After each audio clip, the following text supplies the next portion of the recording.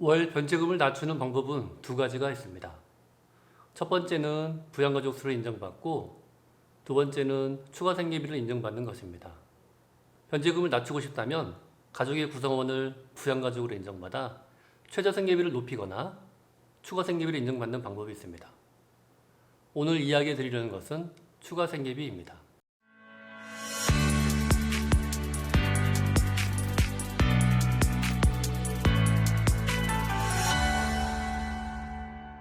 안녕하세요. 법무사 안준호입니다. 개인회생 변제금이 어떻게 산정되고 있는지 알고 계시나요? 소득에서 최저생계비를 제외한 나머지 금액이 변제금이 됩니다.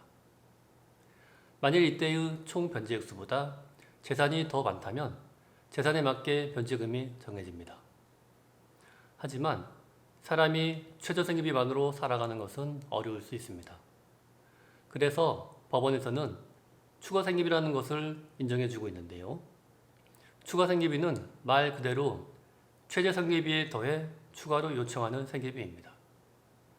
기본적으로 법원이 인정하는 개인회생 최저생계비에는 주거비를 비롯해 교통비, 생활비 등을 모두 포함하여 인정하고 있습니다.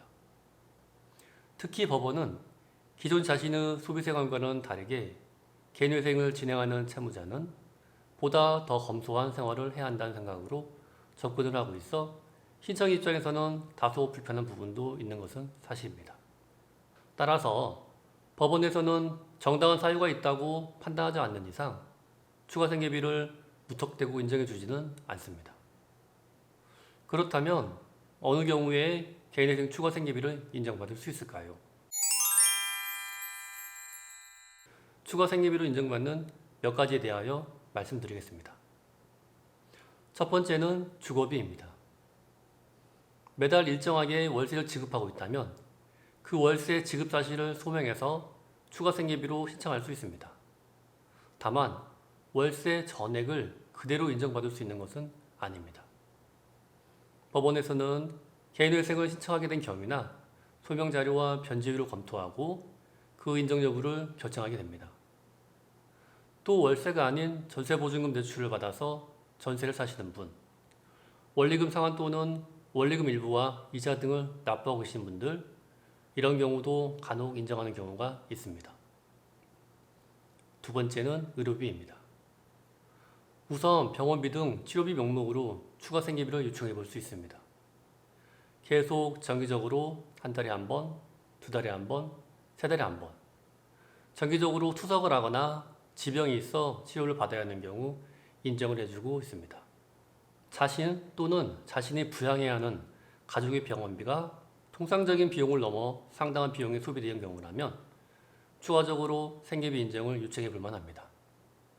이 경우에는 진단서, 병원 병수증, 약 수납 영수증, 카드 거래 내역 등 관련 서류들을 준비하고 통상 어느 정도의 비용이 드는지 정확히 산정하여 구체적인 금액으로 생계비를 요청하게 됩니다.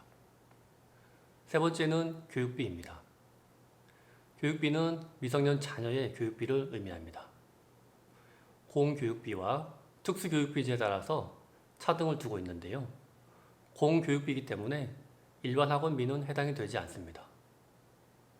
특수교육비라면 아이가 발달장애, 지체장애, 시각장애가 있다면 비록 미성년 자녀가 아닐지라도 교육비를 추가생계비로 모두 인정해주고 있습니다. 네 번째는 양육비 채권이 있습니다.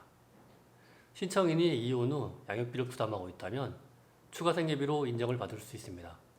채무자가 직접 양육자에게 양육비를 입금해야 합니다. 그 소명자료로 양육비 부담표나 판결문과 양육비를 지급한 금융거래 내역이 필요합니다. 또한 양육자에게 양육비를 입금하여 양육비를 추가생계비로 인정받으려면 1개월 또는 6개월마다 양육비 지급자료 또한 제출해야 합니다. 다섯 번째는 부모님에 대한 생계비 지원 금액이 있습니다. 부모님을 부양가족으로 인정받아 가구원 수를 늘려 생계비를 공제하기 어렵다면 우회적인 방법으로 매달 꼬박꼬박 생활비를 보내드리고 있고 비록 동거 중이 아닐지라도 추가생계비를 신청해 볼 수 있습니다. 이때에는 부모님께 생활비를 입금해드린 내역이 필요합니다. 하지만 부모님의 부양 책임은 형제 자매가 나누어지기 때문에 따라서 형제 자매가 있고 소득이 있다면 왜 채무자가 부모님의 생활비를 부담할 수밖에 없는지를 소명해야 합니다.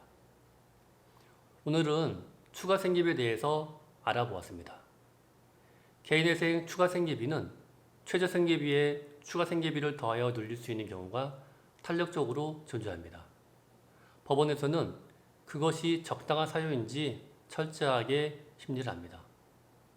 따라서 추가 생계비를 지출하고 있다고 해서 무조건 인정되는 것은 아니고 반드시 지출해야 한다는 증거가 있어야 합니다. 또한 추가 생계비는 완전히 법원 재량이어서 변제율이 낮은 경우에는 인정을 잘 안 해주고 있기 때문에 추가 생계비를 줄일 수 없다는 이유를 설득력 있게 제시해야 합니다. 그렇기 때문에 개인회생 최저 생계비에서 추가 생계비를 인정받기 위해서는 자신의 현재 상황에 대한 꼼꼼한 파악이 우선이 되어야 할 것입니다.